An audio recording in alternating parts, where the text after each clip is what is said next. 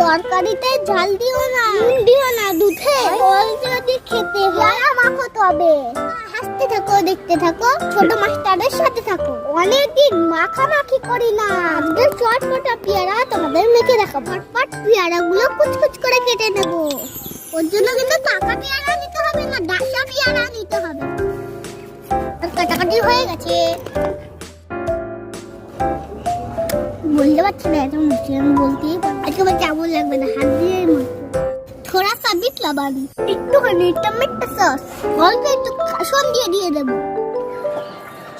সবার লাস্টে আমি ধনিয়া পাতা দিয়ে দেবো। এখানে ছিঁড়ে কুটে কুটে করে দিতে হবে।